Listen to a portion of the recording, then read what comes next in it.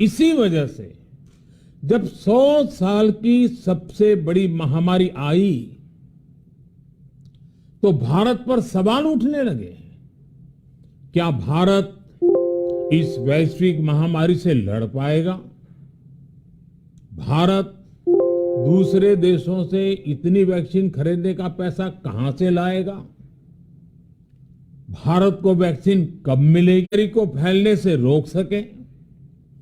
भांति भांति के सवाल थे। लेकिन आज ये 100 करोड़ वैक्सीन डोज हर सवाल का जवाब दे रहा है। भारत ने अपने नागरिकों को 100 करोड़ वैक्सीन डोज लगाई है और वो भी मुफ्त, बिना पैसा लिए। साथियों, 100 करोड़ वैक्सीन डोज का एक प्रभाव ये भी होगा कि दुनिया अब भारत को कोरोना से ज्यादा सुरक्षित मानेगी। एक फार्मा हब के रूप में भारत को दुनिया में जो स्वीकृति मिली हुई है उसे और मजबूती मिलेगी। पूरा विश्व आज भारत की इस ताकत को देख रहा है, महसूस कर रहा है। साथियों, भारत का वैक्सीनेशन अभियान सबका साथ, सबका विकास, सबका विश्वास और सबका प्रयास का सबसे जीवंत उदाहरण है। कोरोना महामारी की शुरुआत में ये भी आशंकाएं व्यक्त की जा रही थी कि भारत जैसे लोकतंत्र में इस महामारी से लड़ना बहुत मुश्किल होगा। भारत के लिए, भारत के लोगों के लिए ये भी कहा जा रहा था कि इतना संयम, इतना अनुशासन यहां कैसे चलेगा? लेकिन हमारे लिए लोकतंत्र का मतलब है सबका साथ। सबको साथ लेकर देश ने सबको वैक्सीन, मुफ्त वैक्सीन का अभियान शुरू किया। गरीब, अमीर, गांव, शहर, दूर सुदूर, देश का एक ही मंत्र रहा कि अगर बीमारी भेदभाव नहीं करती तो वैक्सीन में भी भेदभाव नहीं हो सकता। इसलिए यह सुनिश्चित किया गया कि वैक्सीनेशन अभियान पर वीआईपी कल्चर हावी न हो। कोई कितने ही बड़े पद पर क्यों न रहा हो, कितना ही धनी क्यों न रहा हो, उसे वैक्सीन सामान्य नागरिकों की तरह ही मिलेगी। साथियों, हमारे देश के लिए ये भी कहा जा रहा था कि यहां ज्यादातर लोग टीका लगवाने के लिए आएंगे ही नहीं। दुनिया के कई बड़े विकसित देशों में आज भी वैक्सीन हेजिटेंसी एक बड़ी चुनौती बन गई है। लेकिन भारत के लोगों ने 100 करोड़ वैक्सीन डोज लेकर ऐसे लोगों को निरुत्तर कर दिया है। साथियों, किसी अभियान में जब सबका प्रयास जुड़ जाता है तो परिणाम अद्भुत ही होते हैं। हमने महामारी के खिलाफ देश की लड़ाई में जन भागीदारी को अपनी पहली ताकत बनाया। फर्स्ट लाइन ऑफ डिफेंस बनाया। देश ने अपनी एकजुटता को ऊर्जा देने के लिए ताली, थाली बजाई, दिए जलाए, तब कुछ लोगों ने कहा था कि क्या इससे बीमारी भाग जाएगी, लेकिन हम सभी को उसमें देश की एकता दिखी, सामूहिक शक्ति का जागरण दिखा। इसी ताकत ने कोविड वैक्सीनेशन में आज देश को इतने कम समय में 100 करोड़ तक पहुंचाया है। कितनी ही बार हमारे देश ने एक दिन में 1 करोड़ टीकाकरण का आंकड़ा पार किया है। ये बहुत बड़ा सामर्थ्य है, प्रबंध कौशल है, टेक्नोलॉजी का बेहतरीन इस्तेमाल है, जो आज बड़े बड़े देशों के पास भी नहीं है।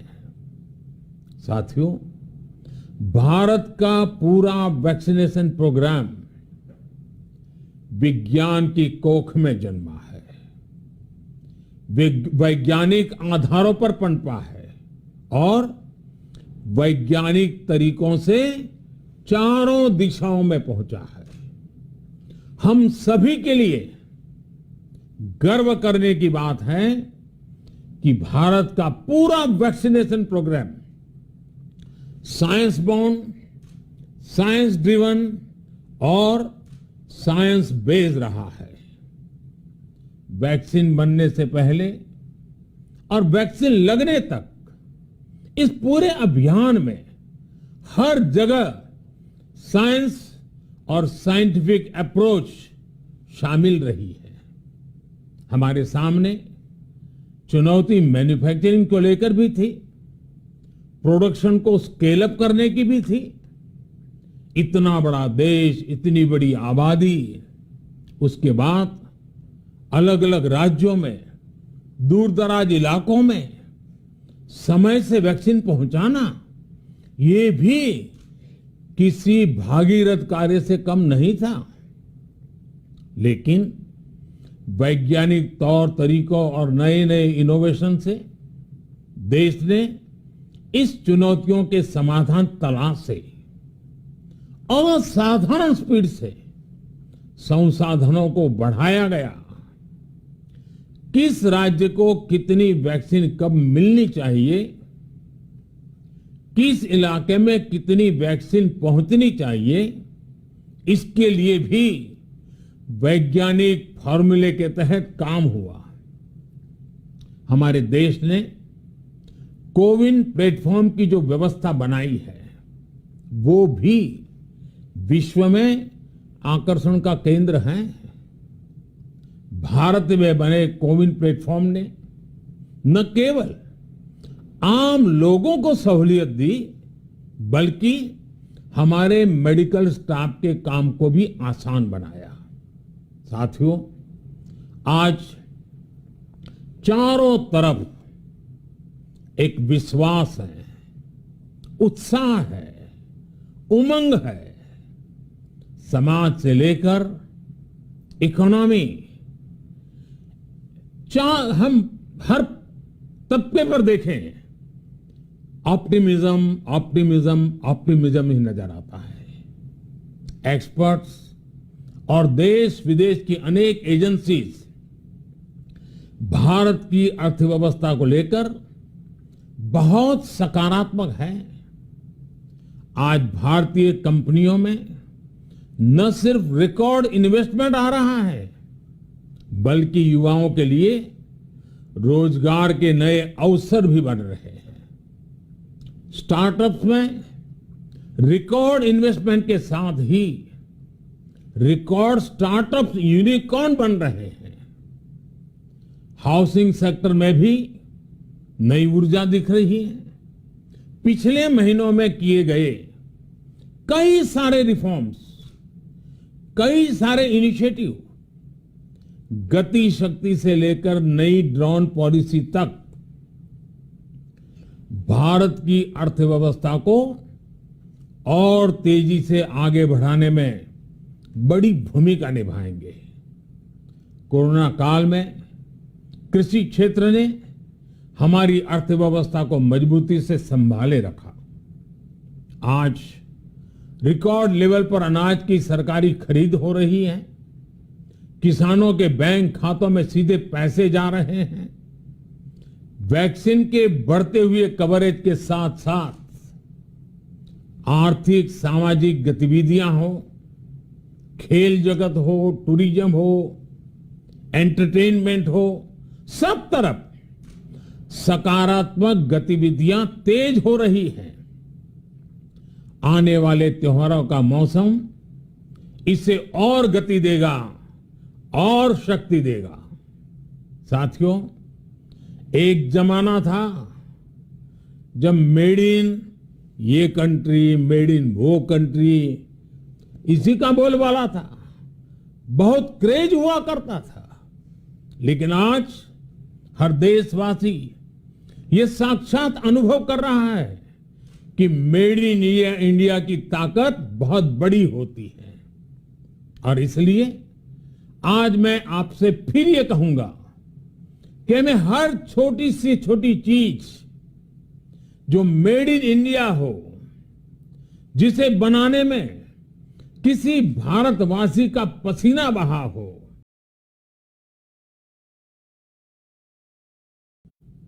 उसे खरीदने पर जोर देना चाहिए। और ये